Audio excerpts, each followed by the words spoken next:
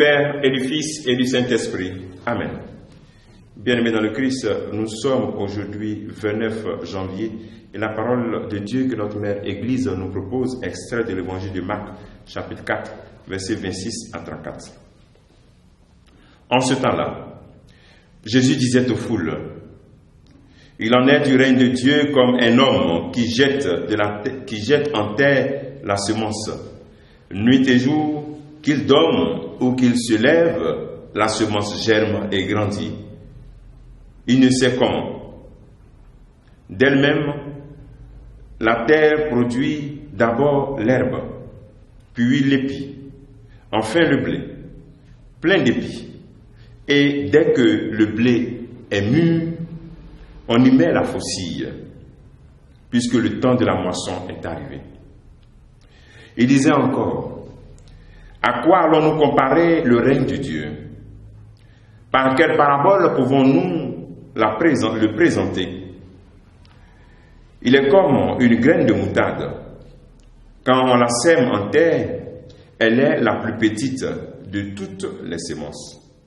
Mais quand on l'a sémée, elle grandit et dépasse toutes les plantes potagères.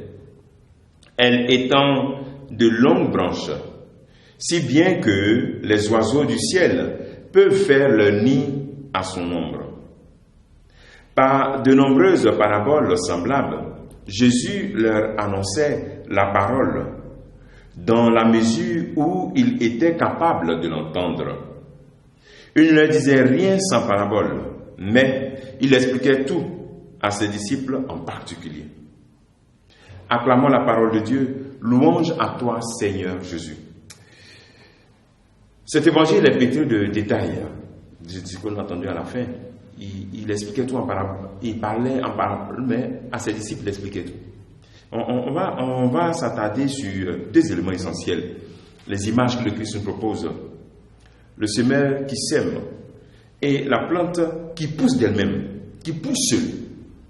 Deuxièmement, la graine de moutarde, qui est la plus petite de toutes les semences, mais quand la sémée, elle grandit.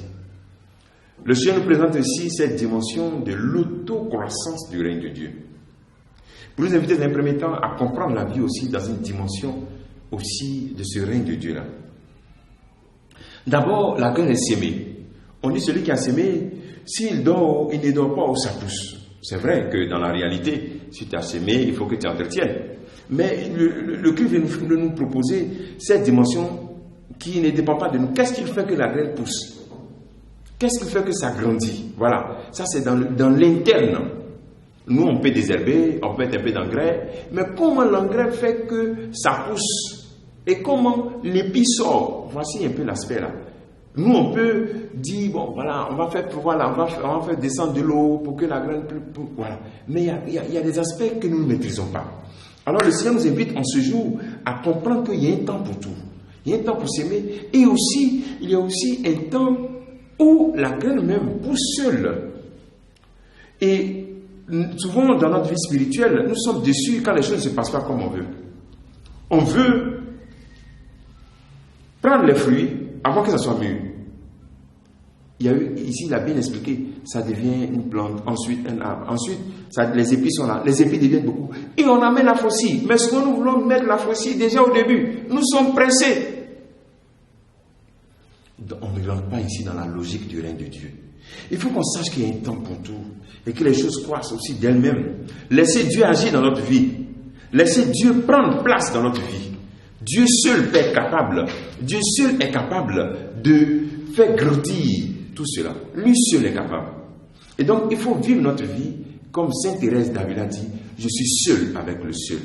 À tel point que, même s'il y a des choses qui ne sont pas telles qu'on le souhaite, on sait qu'il y a un temps qui arrive. Deuxième élément, c'est la graine de moutarde.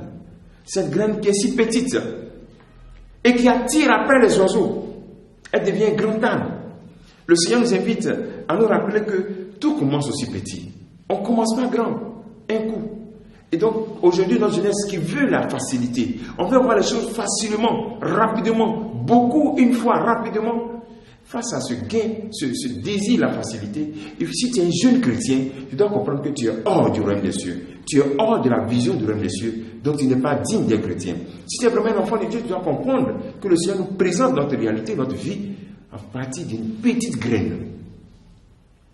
Une graine de moutarde qu'on peut mettre dans la farine gonfle. Même cette même graine-là, quand on la plante, ça devient un grand arbre. Après, ça attire les oiseaux. Donc, enfin, lorsque nous comprenons cette dimension de l'autoconnaissance du royaume de Dieu, que Dieu en action aussi, nous arrivons à attirer les oiseaux. Les oiseaux, ce n'est rien d'autre que ceux qui ne connaissent pas Jésus-Christ. Ils viennent vers nous pour savoir, mais comment est-ce que, qui est celui qui fait ta vie? Mais comment est-ce que, il se pose des questions. La question qu'on peut se poser en ce jour comme travail, comme réflexion, c'est est-ce Dieu seul qui détermine ta vie? Est-ce que c'est Dieu seul qui détermine ta vie? Qui détermine réellement ta vie? Que le Seigneur te bénisse et qu'il nous bénisse tous en ce jour. Au nom du Père et du Fils et du Saint-Esprit. Amen.